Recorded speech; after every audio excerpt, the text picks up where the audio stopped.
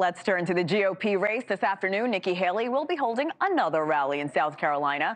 Saturday, she mocked former President Trump and President Biden when she handed out mental competency tests at a rally. Trump is back in Mar-a-Lago after throwing a massive event in the Palmetto state. He launched some fresh attacks on Haley as well by suggesting her husband deployed overseas to escape her. Michael Haley deployed with the South Carolina National Guard last year. Now, the state's primary is less than 2 weeks away, and the former president has a dominating lead over Haley. NewsNation's Emily Finn is live in the ground in South Carolina. It was a packed house last night. Emily, can you set the stage for us?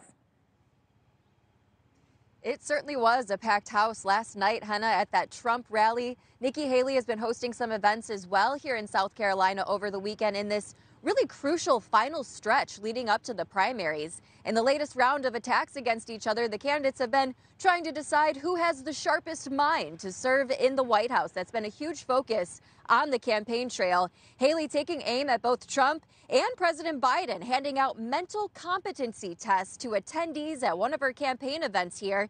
The quiz included questions like identifying animals and drawing a clock, but it's a test that Haley says she hasn't taken yet. I haven't taken it. I'm happy to take it. I don't care if people take it 50 and up. But what I'll tell you is these are basic things. Like, you look, Congress is the most privileged nursing home in the country.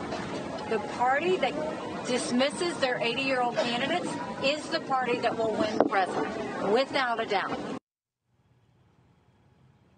Haley kicking off a bus tour this weekend, making at least 30 stops throughout her home state leading up to the primary. As she doubles down on her campaign, Haley is turning her attacks on her top rival's age, even trolling former President Trump with a mobile billboard outside of his rally near Myrtle Beach. However, she continues to trail behind him by double digits in the polls. Thousands of Trump supporters came out to his campaign event where the former president hammered Nikki Haley and touted his winning streak in the primary so far. Brain dead. She's got, you know what she's got? Like 12%. I don't think Nikki would pass the test. I really don't. Nikki may have started her career in South Carolina, but she's now 100% the candidate of Wall Street.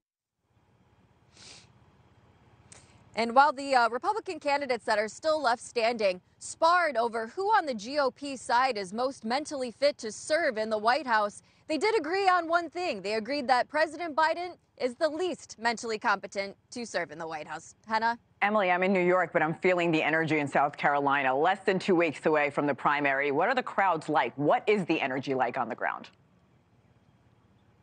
Yeah, Hena, yesterday we had a chance to speak with quite a few Trump supporters. As you mentioned, it was just massive. We saw thousands of people coming out to support him. They say that it's promises made, promises kept when it comes to the former president. That's why they support him. Over on Nikki Haley's side, her supporters are saying that they want a different option. They don't want to see round 2 of 2020 with Trump and Biden as their only options on the ballot. So we'll be continuing to speak with supporters here in South Carolina to get a feel for what we're going to see happen in the primary that's taking place in just a matter of days, Hena. Looking forward to your reporting. Emily Finn on the ground in Conway, South Carolina. Thank you. Thanks for watching. Go to joinnn.com to find NewsNation on your television provider. And don't forget to click the red subscribe button below to get more of NewsNation's fact-driven, unbiased coverage.